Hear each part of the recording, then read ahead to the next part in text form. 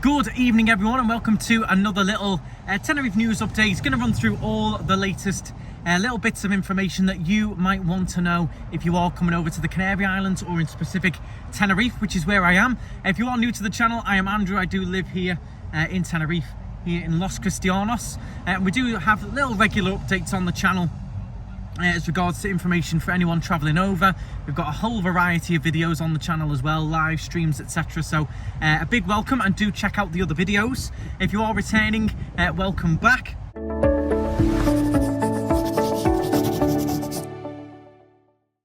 So I'm going to run through this article here. This is a question I've had quite a lot coming up on my live streams this week, and it is all regards to the new 6 drinks rule that has come out in Spain. So this article here is from guidetothecanaryislands.com. The link will be in the description for this one. Does the 6 drinks rule apply to Tenerife or general Canary Islands, all of them? Does this 6 drink rule apply to any of them at all? There's been a lot of reports lately regarding the 6 drinks rule for all-inclusive hotels in Spain. So obviously many visitors have been asking if this 6 drink rule applies to the likes of Tenerife, Gran Canaria, Canary Islands in general. I've had quite a few questions on my live streams about it. People thinking it does include the Canary Islands. There's been a whole variety of reports, especially in the UK media, a whole load of reports about it. What exactly is the 6 drinks rule for all-inclusive resorts in Spain? The 6 drinks rule is part of a whole set of rules meant to curb drunken tourism in Spain, particularly in the Balearic Islands. According to the decree law, it means that in all-inclusive hotels there will be a maximum of 6 alcoholic drinks per day, 3 at lunchtime and 3 at dinner. Also, the sale of alcohol in shops is prohibited between 9:30 p.m. and 8 a.m. and also advertising which encourages the consumption of alcohol is also prohibited. New licenses for party boats will be issued, and pub crawling excursions are forbidden in the areas covered by the new law. So they're having quite a lot of issues with drunken antics in those areas, so that is why these rules have been brought in. You can imagine a lot of pressure on ambulances and things as well, with people just drinking too much, the general issues that come with all of that. So in which Spanish resorts are the rules in place? The 6 drinks rule applies in Spain only in the Balearic Islands, but not across all of the archipelago. Only in certain resorts known for this type of drunken tourism is this in place. On the island of Mallorca, in Playa de la Palma, in Magaluf, and also on the island of Ibiza as well. So in those, only those few areas have got it. It is those specific sort of party areas, I would say. So does the 6 drinks rule apply to the Canary Islands in Tenerife as well? The answer is no. So there is no new rules, no new restrictions here. If you're coming all-inclusive, you'll be able to do as much as you want. These little limits are not in place. If you're planning to visit Tenerife, Gran Canaria, Fuerteventura, Lanzarote, or the smaller islands like La Palma, La Gomera, the 6 drinks rule will not apply. The places mentioned above in Mallorca and Ibiza are the only places in Spain where the 6 drinks rule applies. So I hope that does clear a lot of it up. A lot of people were worried. They thought they're not going to be able to do what they normally do when they come over. And hopefully that does clear up that question. As I said, I've had it quite a lot in the recent live streams. Another little bits of an article to read out here. This is in the Canarian Weekly as well. Again, all the links are in the description if you want to read through them. It's just a quick COVID update. It does say here that hospital pressure is at medium risk. The pressure caused by COVID is relenting in all of the islands except for Gran Canaria, where it refuses to go down. Still having a couple of little issues over there.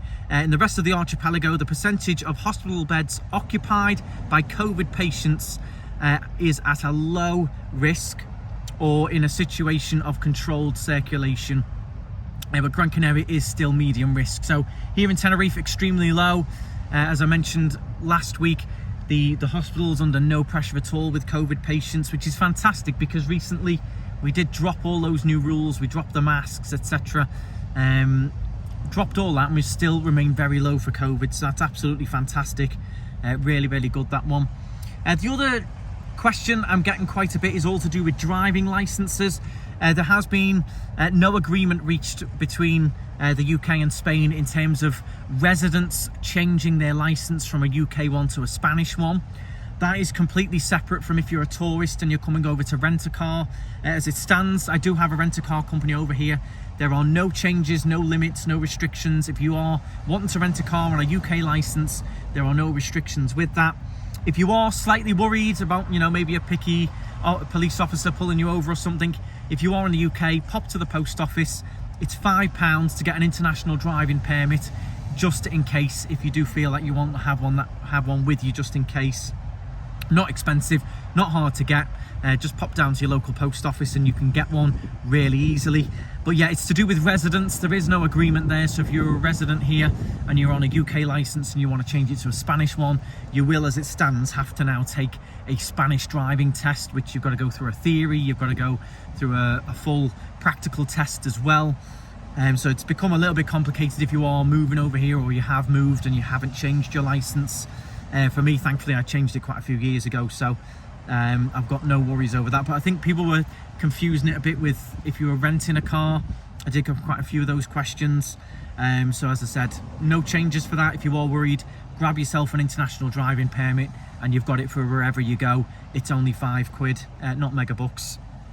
The other little article here that I wanted to mention is that deaths by drowning have increased by 54% in the Canary Islands so far this year.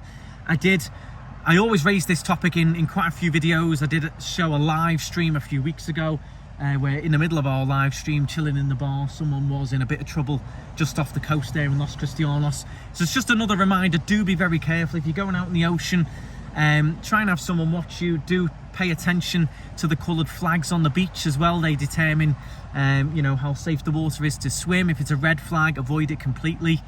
If it's green, go in, but always do be careful. We do get rip tides, we do get rip currents, so maybe read up on them. If you do get sucked, you are meant to allow it to take you out and then swim around it if that happens. Just another little reminder, if you're going for a swim, do be very careful.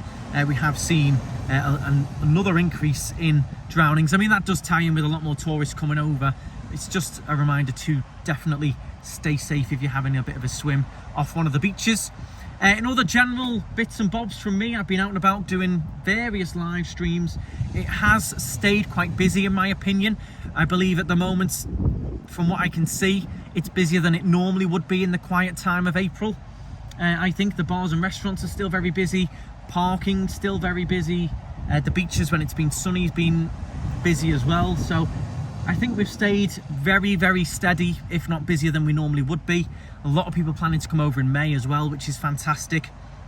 I do still stand by the recommendation of booking everything in advance. If you're going to do something, a restaurant, excursion, etc., try and book it in advance if you can. Give them a call or email them and get yourself reserved, because a lot of things do still fill up. A lot of reservations do fill out as well. But that is going to be it from me. I hope you did enjoy that. If there's any information there that you did enjoy, let me know in the comments. If I did miss anything important, let me know as well. If you are new, hit the subscribe, hit the thumbs up, and I will probably see you next week for another one. Stride on.